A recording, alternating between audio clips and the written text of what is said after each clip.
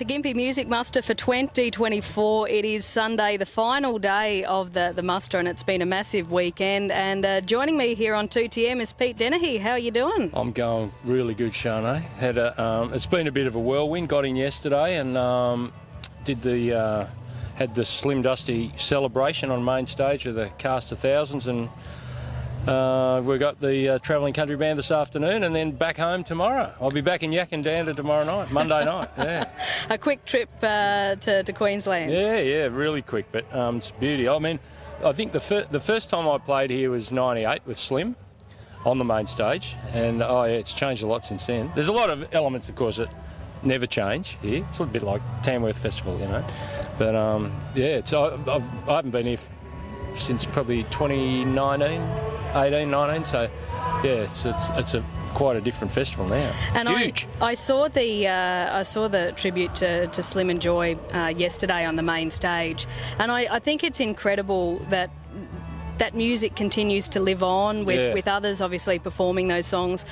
We had Anne and David there yesterday, which was really, really special. Yep. And I think it's phenomenal when you look out to that crowd that was in front of the Optus Hill main stage, and you see there's the older demographic but also the young ones, and they're all singing along the same songs. Yeah, it's and to see some of the younger performers last night on the show, it was a great thing to be part of, you know, and we're all buzzing after it. And Anne and David in particular, we got back to the motel last night and we sat out the front and had a couple of drinks and talked about the show, of course, how much fun it was, but then, you know, just reminisced about the old times, old touring stories with Slim and Joy, and had a few laughs there. But yeah, you're right, we did actually, as the travelling country band, we played Dashville's out of Newcastle there.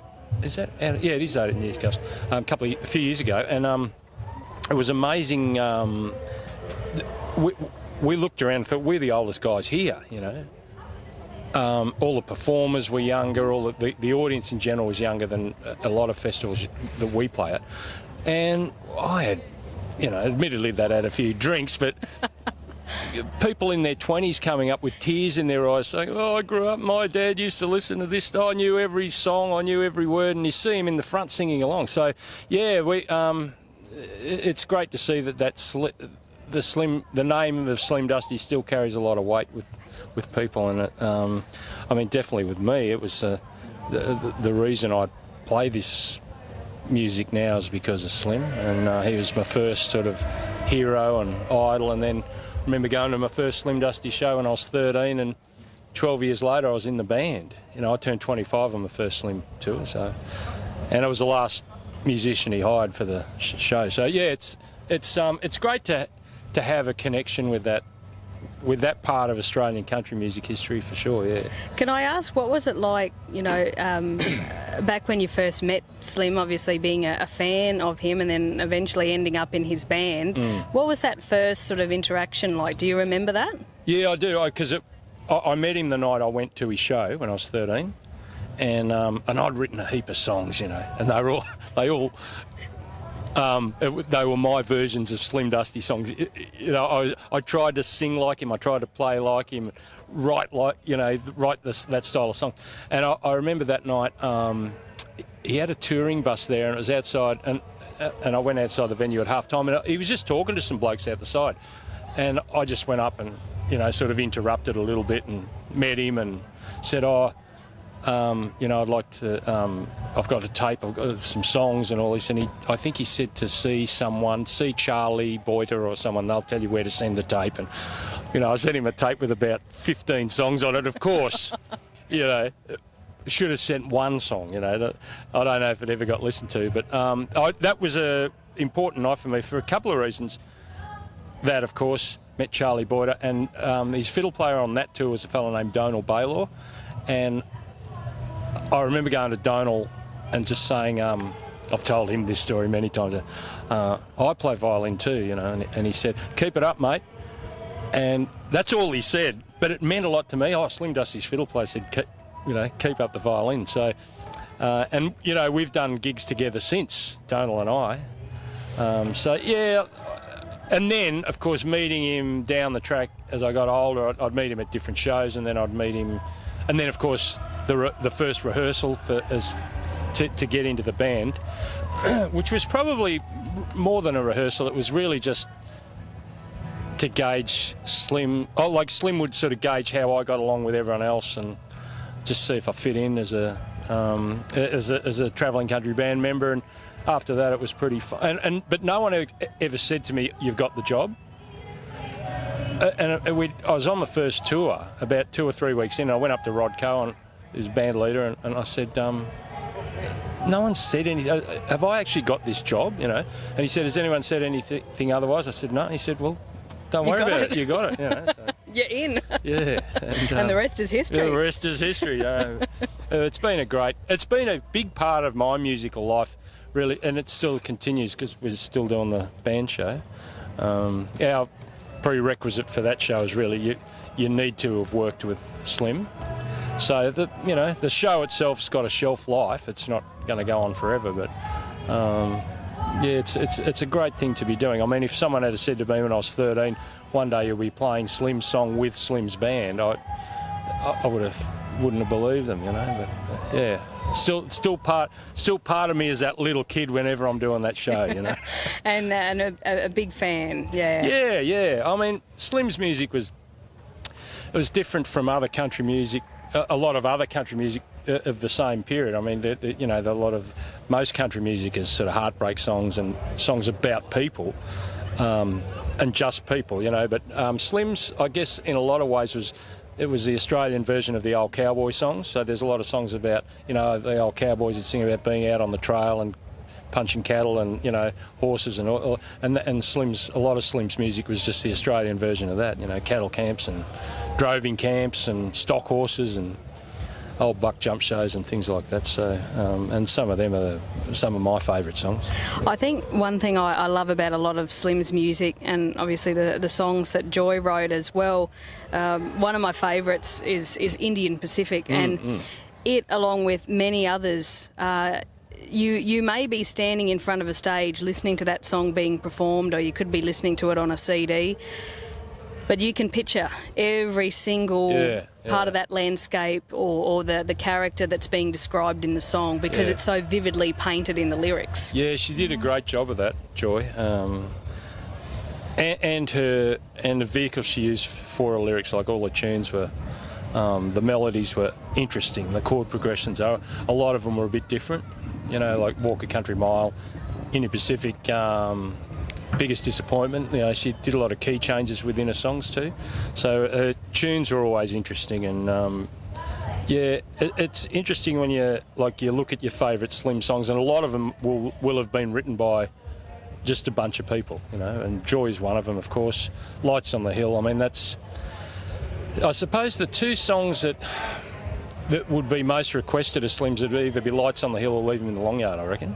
So that's Kelly Dixon. But Stan Costa wrote some beauties as well. So we feature his stuff a bit. I think we've got one or two of Stan's in there. But you can't really do a Slim Dusty gig without Stan stuff. But, you know, Slim wrote some beauties as well. And, Yeah, no, it's pretty special, and to hear it in the atmosphere of the muster as well. I saw you obviously emceeing as well the Bush Ballad showcase earlier this morning, and it's nice to see that traditional country still very much alive and well, and we've got that sort of future generation coming through. I know you've got the likes of Paul Ricketts and Kate Jamison as well. Yeah.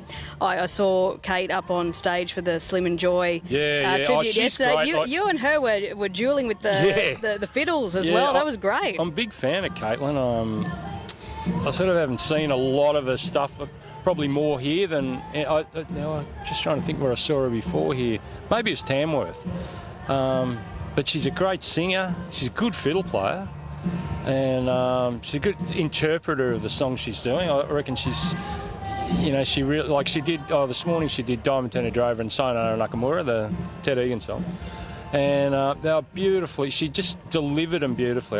You know, it's one thing just to remember the words and sing it in tune, but to actually really convey the message, and she does that. You know, and I think the great thing about Kate too is she's I'm a fan also because I like her fiddle playing. She's a great fiddle player, you know, beautiful fiddle player, and she's doing a lot of different stuff as well. Like she's in a few different bands and playing different styles of music. And I think then when she comes back to do the bush ballad stuff, which she's grown up with, I think it's really given that a lot of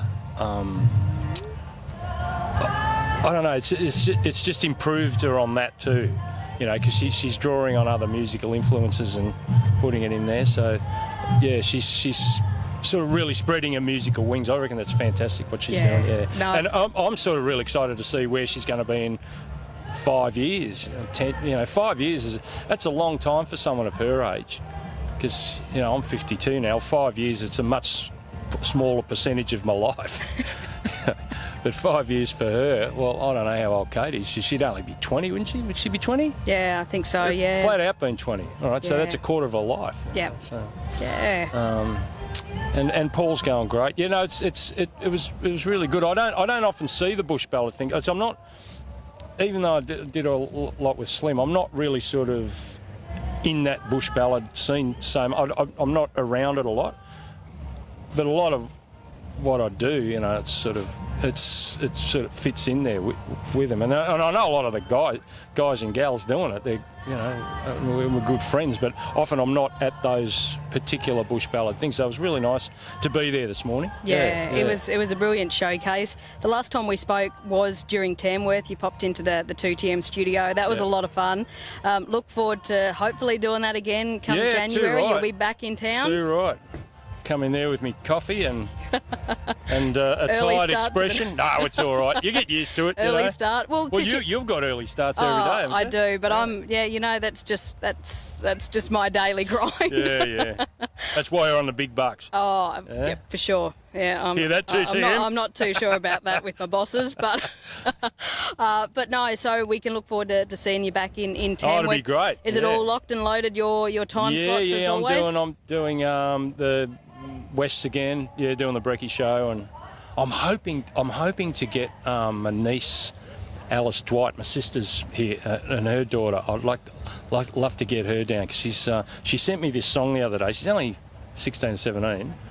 And I'm a godfather, and she sent me this text and said, I wrote this song and I've recorded it at school with a couple of my friends and just want to see what you think of it. Anyway, she sent it through and it's a real pop song, I didn't know what to expect, but it wasn't that. It was, she's got a really good voice. And I don't mean to be one of those people that says, you should hear me niece or me sister or me daughter or, and then you hear them and you go, But actually she's surprised me, so and she's a bit of a character, so I'm hoping, I'm just got my fingers crossed that they might come down for a few days and get her up on my morning show, but I don't know about that yet. I shouldn't be advertising her. Oh, well, stay tuned. She mightn't be there yet. Stay tuned. Well, we could just say this is her signed up. She's got to be there now. That's right, yeah. Oh, I'm hoping Kate Jamieson will pop in too. Yeah. But we get a few different guests. Paul Ricketts has come in.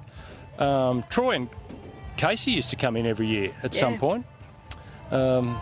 I might have to drop them a cheeky text. But they if they were in the club, they'd jump up and do a song, which is always great because, the crowd loves that. Yeah. You get a big star come in, been watching me all week, and then get a star.